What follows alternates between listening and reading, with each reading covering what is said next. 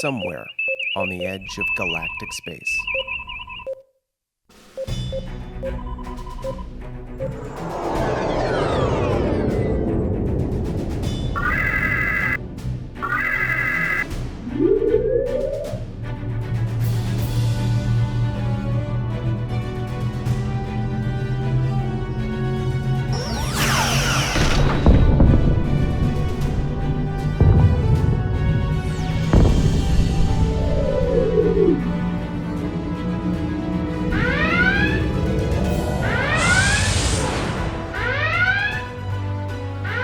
Welcome to Star Trek New Worlds. Okay, Daniel, here we are. We're going to do some battles, turn 74. Give us the lowdown. Where are we in the turn progression? And what are we going to be looking at?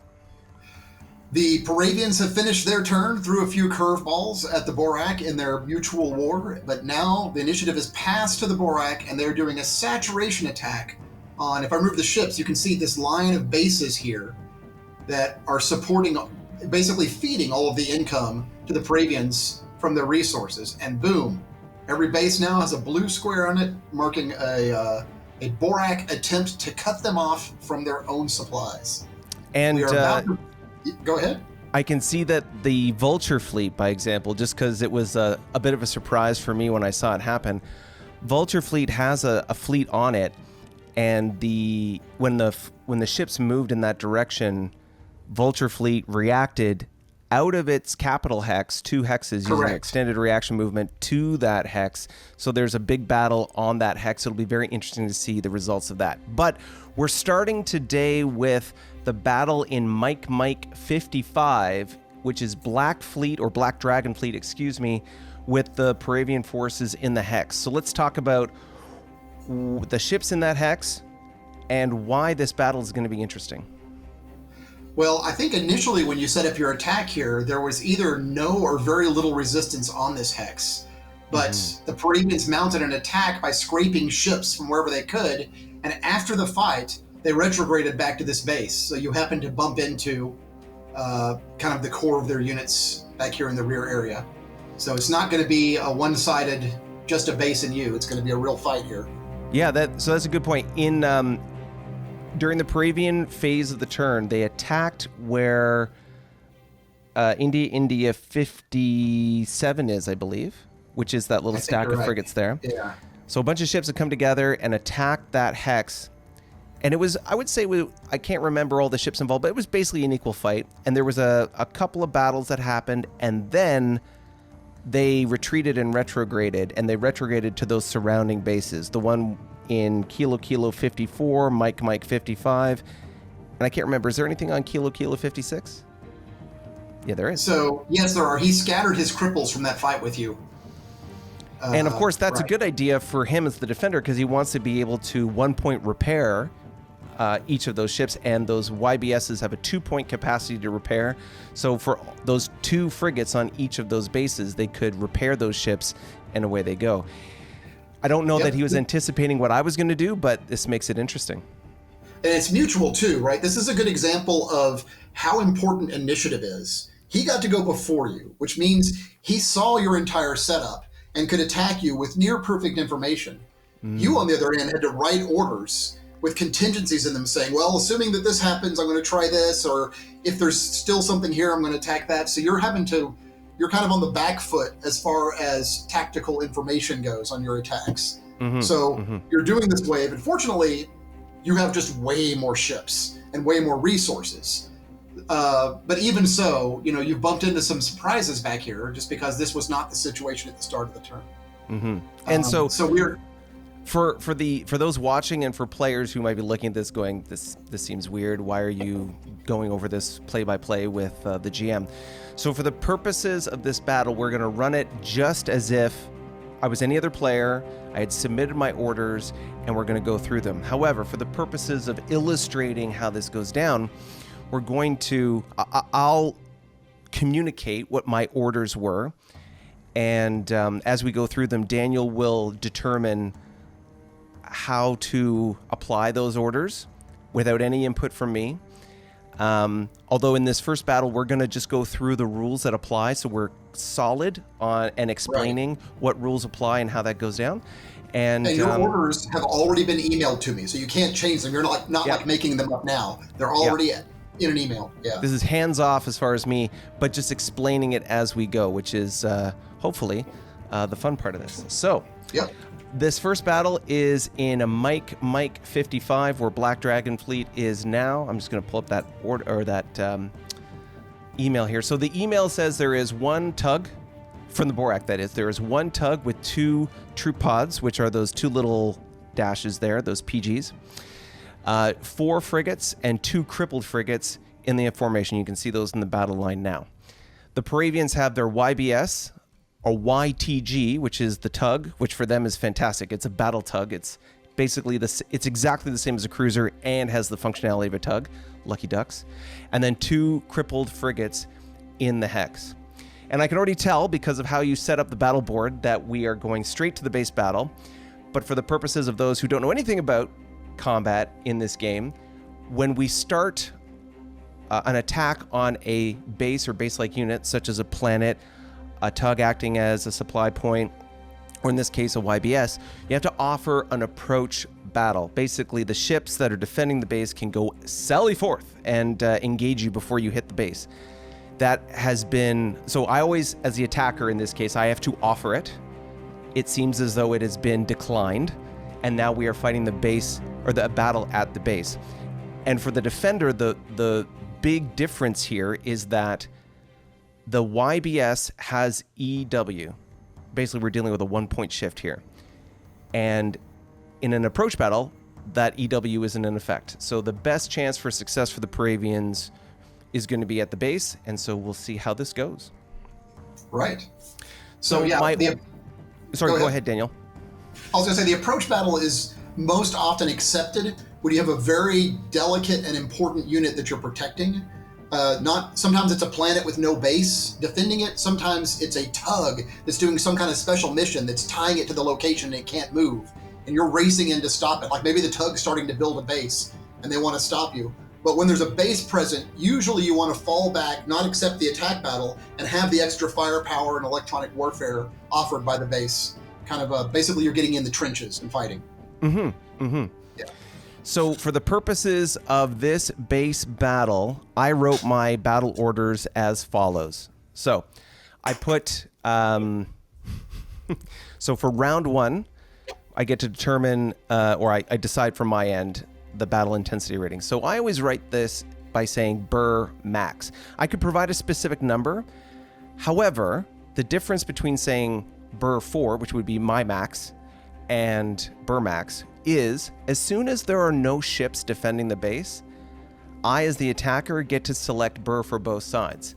So by saying Burr max, it's a blanket statement that says I want the maximum Burr in every case, not a specific number, such as getting to 8, which would be the default vanilla Burr, not including variable Burr, when attacking a base with no defending ships. So we'll see how this goes. But for round 1, Burr max, the YTG is the command ship, but, and this is a note, it is not in formation bonus. And this is, usually you have your command ship or high value unit in formation bonus, giving it a 3-to-1 defense factor, or sorry, 3-to-1 defense factor for directed damage. But I'm not putting it in formation bonus in this turn specifically because of what it's going to do.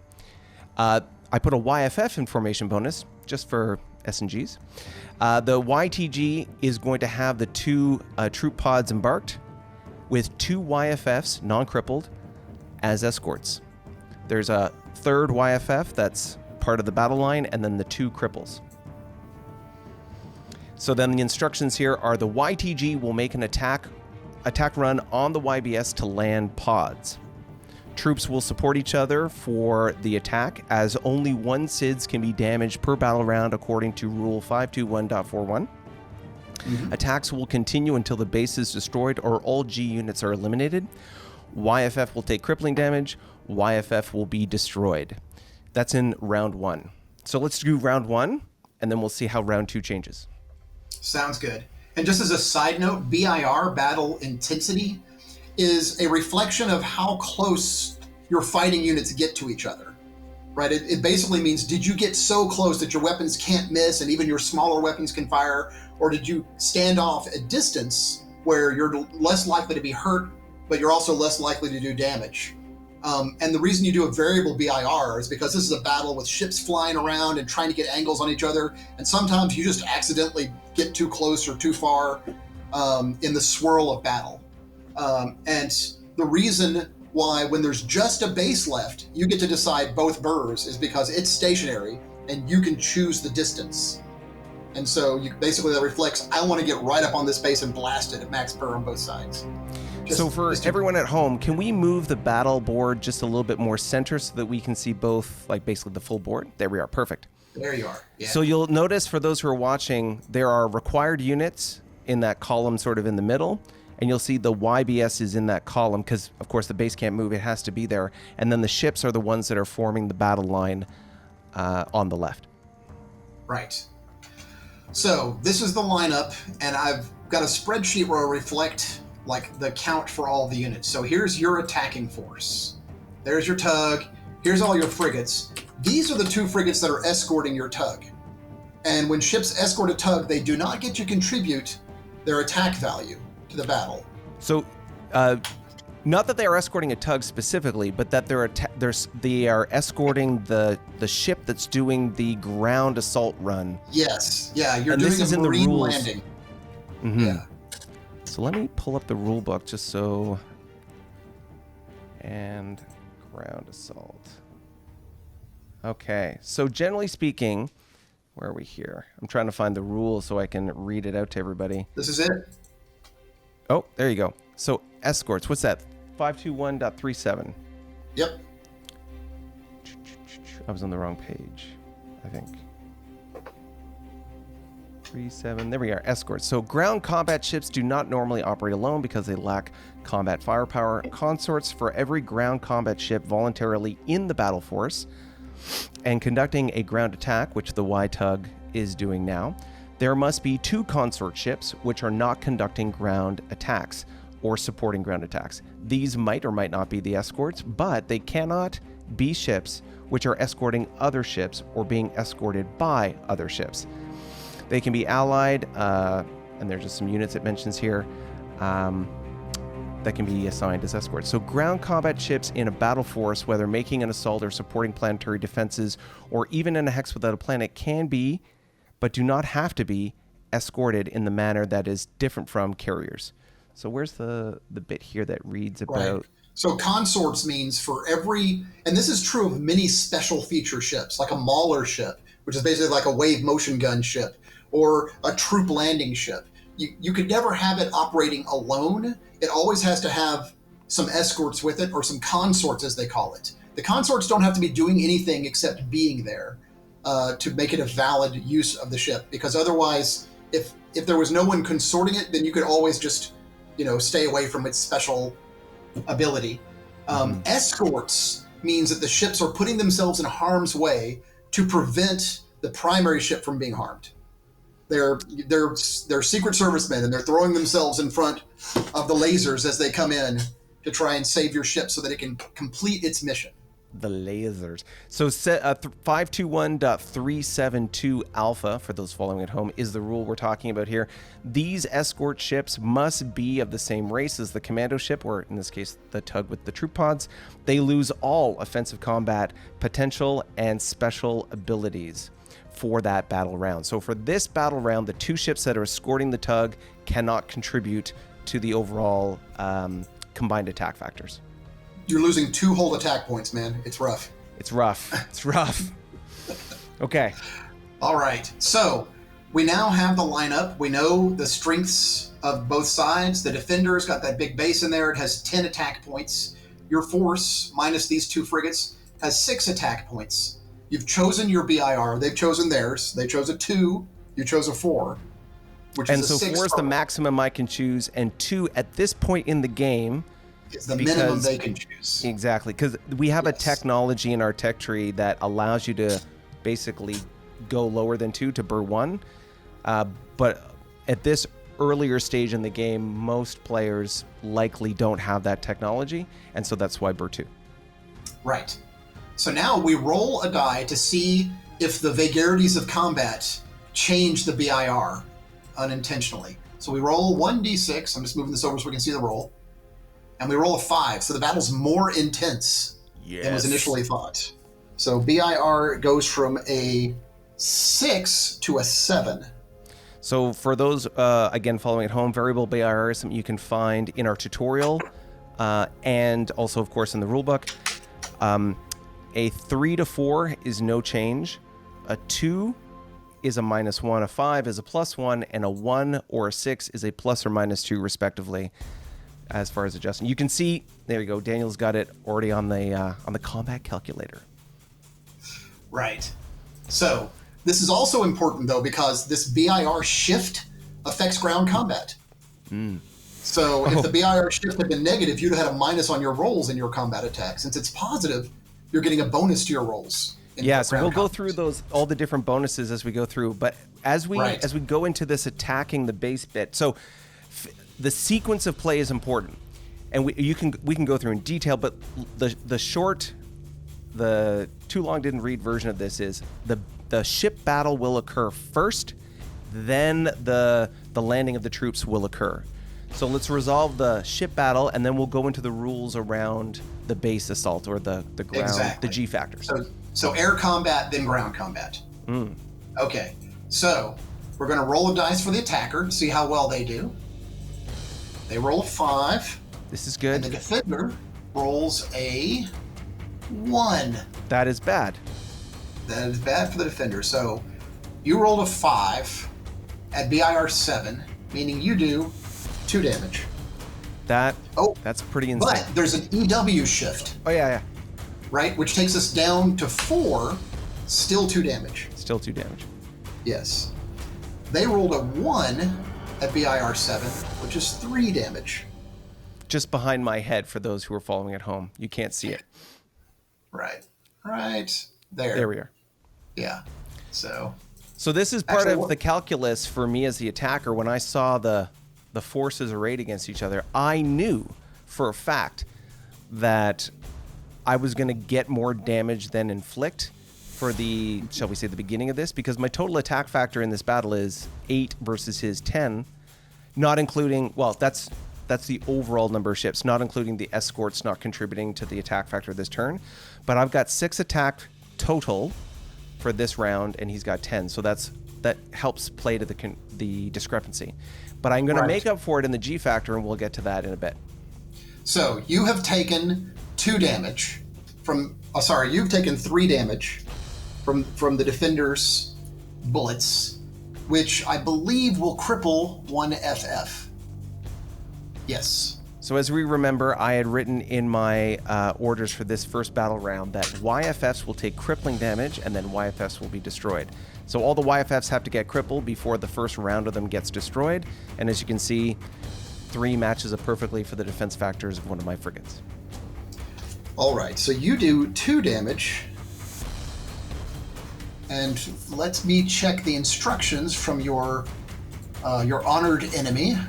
And while you're checking those, we'll just go over the fact that if you've received an amount of damage that is equal to or greater than 50% of your lowest or your lowest defense factor unit, then you have to flip that damage. So for example, if I had done just 1 point of damage, he would have had to destroy one of those crippled frigates. And of course it's 2 damage in this case. So, but the advantage for the defender in this case is he can flip anything. He could flip his tug if he wanted to, taking that 2 points of damage, and then he'd have 4 minus points going into the next turn, meaning that the 4 points of damage that he's sort of soaking up would be deducted from the next round of battle next round of damage inflicted. Tony, can you guess how he's going to take this first batch of damage? I'm going to say he's going to kill the frigates. He takes his SIDS to the base. No way! Yep. So this is something called Starbase incremental damage system. Bases in the game can grow to be incredibly large and incredibly tough to damage. Like there are bases that have 36 defense points, And the idea that you'd be able to do all of that at once to take the base out, and if you're directing it, that means you'd have to do 72 damage. So there's a way to chip away at bases and essentially kind of knock down their hit points a bit at a time. And then when you get enough, the base cripples, and then you can chip some more and kill it. So in this case, every 4 hit points of a base is one of these chips. So this one SIDS puts him halfway to crippling the base. Unfortunate, because there are troops coming in that just might cripple the base in round 1. And I'm not sure if he thought about that, but this is now an excellent moment to start talking about attacking bases. So 521.4, the procedure is ground combat elements, i.e. G factors, can be used to attack bases. The procedure is the same as 521.3, which is the general rule about ground assaults, except that the casualties under that rule are SIDS. Note that in this rule, only 1 SIDS can be scored in any battle round. So, for example, I've got 2 G factors that are going to be landing on this base. And they could both roll independently. And if they had both been successful, it doesn't matter. Only 1 SIDS can be damaged at a time. So that's fine. So note that this particular rule only allows 1 SIDS damage to be scored in any battle round. So after a successful G attack, further G attacks are canceled, even if it results in a 12. It is possible to score 1 SIDS by normal combat and then a second one by G attacks in a single battle round. Who knows? We might see that right now. We might see that right now. Now, this is a question I'd had at the very beginning before we even started this recording. Was certain bases have what I call domestic G factor, meaning they have so many people on board that they have a garrison of troops in the base. But so I wanted to clarify this before we went down this road, and 521.42, which is the next rule in this sequence, says each starbase has 1 intrinsic G, or G factor, which can only be used for its own defense. Ground units or supporting bases damaged by incremental damage steps are unaffected. A starbase could, if he wished, give up its own intrinsic G to resolve a defender's casualty scored under that rule that we just read. This does not include battle stations, base stations, and in this case, a YBS. So our bases in this early game, there's basically 2 flavors. There's the Y-era base station and the Y-era space dock. The space dock is analogous for a starbase, and the base station is the same as a base station. Base stations don't have a G factor. They're not big enough to justify a regiment of troops. However, if there was a ship in the formation that had Gs, or G factors like a commando ship, it could lend those G factors in the defense of the base, which of course is not the case here. Not the case here, no. So, one of these SIDS did 4 damage, essentially, to this base. You only did 2, so there's now 2 minus points stacked up for them. So in next round, when you attack them, you will do 2 less damage because of this extra damage they've taken. Mm-hmm. So the space battle is done. Now we get to the ground combat. This is going to be interesting. Very interesting. Right. So you have 2 G factors. You could attack with one and support with the other. Is that correct? Yeah, so that's as written. And again, going back to the rules, I'm not changing anything right now. Mm-hmm. So what did I say here? So in the notes that I wrote, YTG will make an attack run on the YBS to land pods. Troops will support each other for the attack, as only 1 SIDS can be done per battle round. So the intent here is to be able to maximize on the bonuses, as per the table that Daniel's about to show us here, and increase the opportunity, the possibility of inflicting a SIDS worth of damage. Right. So the first thing we look at, here's the attack, right? Here's the sequence. But basically, now that space combat is done, we go into ground combat. The first thing we check is battle intensity. Like we'd mentioned before, we rolled that variable BIR, and it's a +1. So the troops are getting a +1 because it's just, this battle is so fierce and things are so close in that the troops are just getting the jump on the defenders. So there's going to be a +1 from the battle intensity. This is where we roll the dice. It's 2d6, and where the dice land, that's what happens. However, if you are going to be using one of your troops as support, I believe it gives you a +1. It's the second point there, yeah. Yes, a supporting attack. So there's the variable intensity, which is +1. There's this, making it a +2. And I believe that is all of it. Yeah, see, this is the variable battle intensity, so that's the +1. This is the other +1. But there's also the bonus for landing the whole ship, which is the last point there. And because these are troop pods, so there's different kinds of units that hold G factors. This one is where a tug is towing or pulling or has attached these, we'll call them shipping containers full of troops. And when you roll in, you can drop those pods and they land on the base. And so this is true for planets, but you cannot land on a base. There is no landing on a base. So sad to say you don't get that bonus for the base. Well, let's go through the rules and just make sure, because I feel like that's true. Feel free to correct me. Yeah. So 521.7 is troop pods for tugs. Troop transports are provided. Note that pods are single-sided counters, races, yada, yada, yada. I'm just going through special ground troop rules. No, it's probably not it. Troop transports operations. This is the fun part of these games. The rules cover everything, but you have to find it. As someone once said to me, they're gribbly, and so you got to go through all the gribbly bits. Okay, well, so for example, where's the rule in here about landing troop pods? It says 521.393, so maybe that's it. 393. When used in this type of attack, the troops from the landed ship have a +1 bonus on their roll. That's the special commando attack. Certain commando ships have the ability to land on planets. This has advantages and disadvantages. The rule does not apply to attacks on bases. There you go. I foolishly thought it was otherwise. You mad fool. So, all right, but you have to clarify then, what's our? So we got a total of +2s: supporting attack, and the battle intensity rating. Yes. Where's my camera? There. Yes. Duh. Okay. So now we're gonna roll 2d6 and see what happens. Please give me something dramatic roll. 11. OMG. So I think that's going to just kill a base. So well, no, it can only do one SIDS. It can only do one SIDS.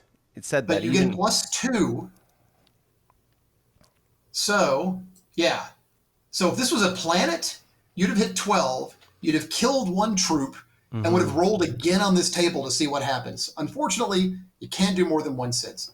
Yeah. However, but you did cripple the base because he took voluntary damage to the base. So that's going to be a seismic shift in this battle, because there's still EW, but it dramatically decreased his combat effectiveness by 2, which would be the same as if he had destroyed 2 of those frigates. So now we've got 3 crippled units, the base and those 2 frigates, and of course the tug supporting. So now that's the end of this battle round. Yes. So I go and look at the instructions from your opponent, who will retreat.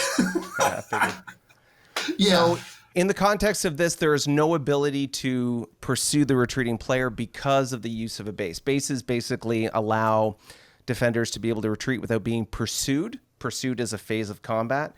So no pursuit, but those ships are going to disappear, and basically the SIDS is going to eat it.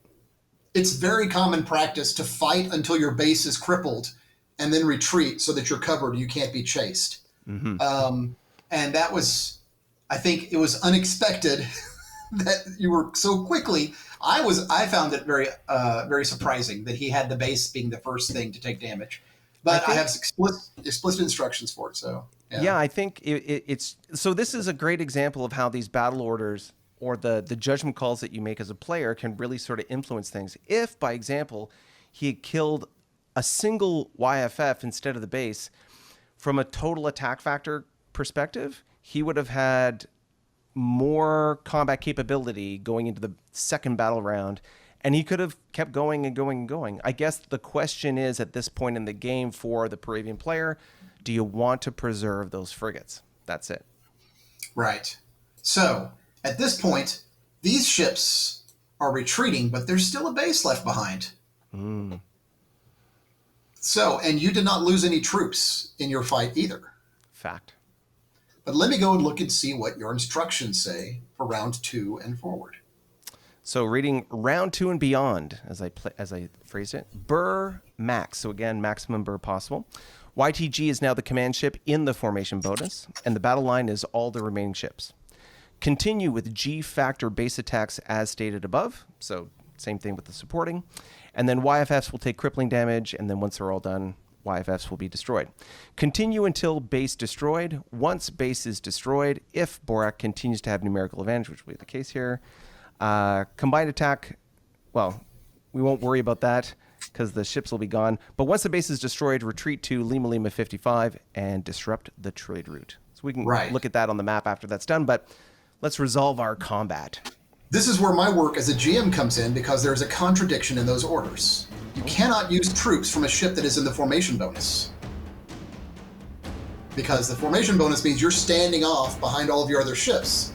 So my call as a GM, that's right. My call as a GM is that you would not put it in the formation bonus since a 2-attack base doesn't have much of a chance of direct killing your tug. Yeah, so this is an example of so I had made the mistake as the player of assuming that I could land those troop pods on the base for the attack. But as was stated in the rules, we just went over that. You can't do that. So my mistake. However, of course, like I say, I had instructed the G factors to keep attacking, but that means I'm going to have to make another battle run on the base, sort of as was laid out in the first round. So I'm going to interpret the information bonus, meaning that it's escorted. Okay. As a GM, right? So the penalty for calling that wrong is that you still have 0 attack points from 2 of your frigates, but you still get to land the troop attack. Mm-hmm. Okay. So these are just kind of like little gribbly bits that I have to kind of decide as a GM when orders come in, and I kind of know what they mean, but I've got to go by what's written. So a little push and pull there. So great example here. If the Paravian player had not retreated, as the attacking player, I probably would have eaten a lot more casualties because he would have had more combat effectiveness. He would have kept pounding on me. I'd still do these ground attacks, but it would cost me more. It's just because the Paravian player retreated when they did that it's sort of working out for me. But with a 2-attack base, 6 of one, half a dozen the other, it's all going to go down either way. It's just sort of an interesting way to make it happen. Yep. All right, so then we need to figure out, you said Max Burr, so now since he has no ships, it's going to be a 4 for him and a 4 for you. Mm-hmm. So it's a base 8 BIR, since you can get as close as you like. And then we just modify it by the variable BIR roll, which brings us to a 5 again. So we're again at a BIR of 7. No, sorry, 9.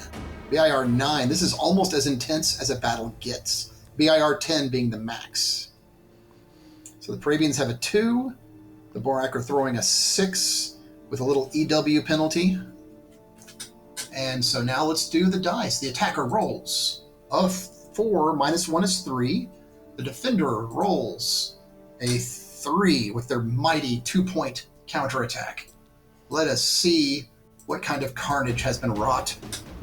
All right, so the Borak rolls a 3 on BIR 9, doing 2 damage. But if you'll remember, there's a -2 to this attack, so you do 0 damage this turn.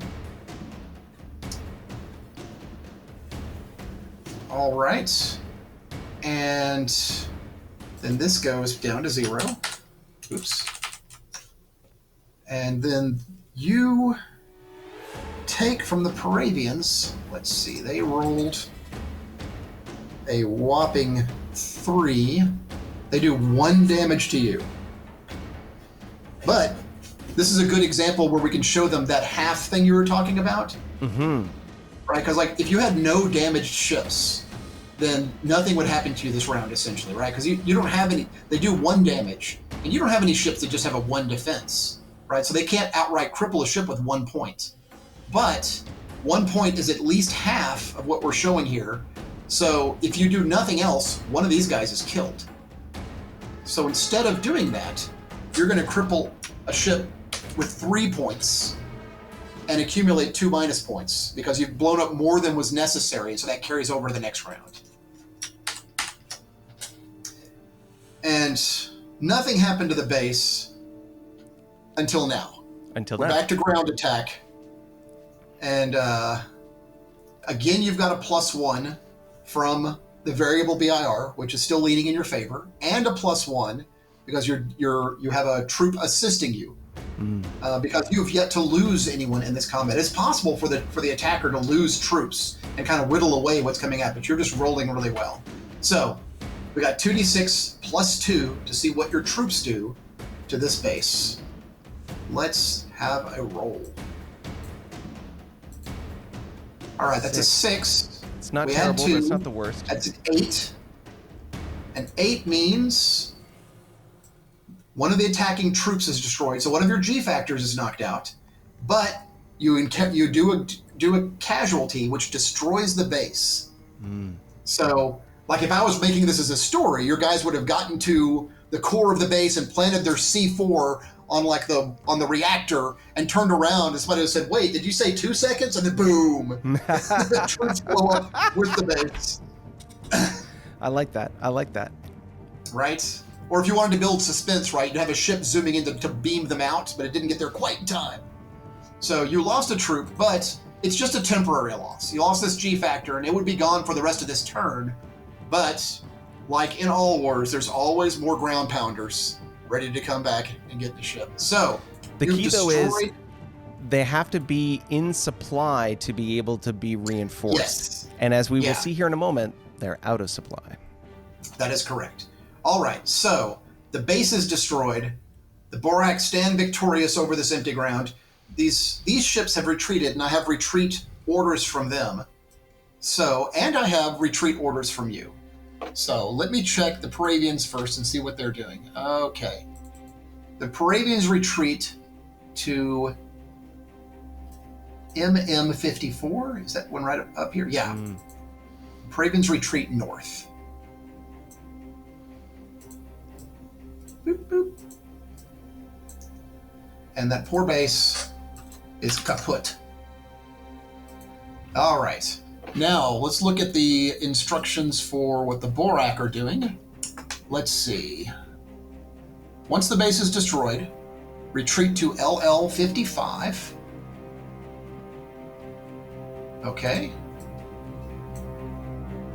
All right.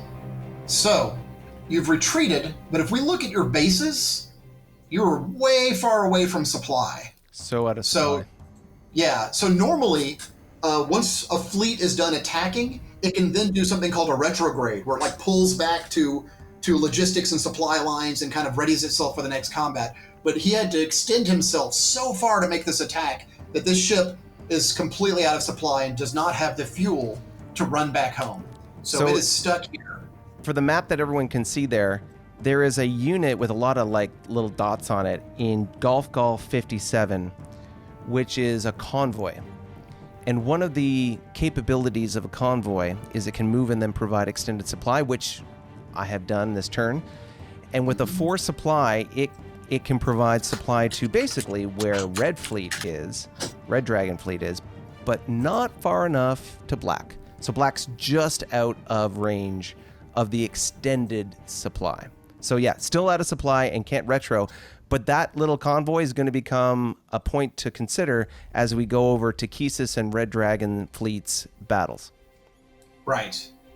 So that completes this assault on the base.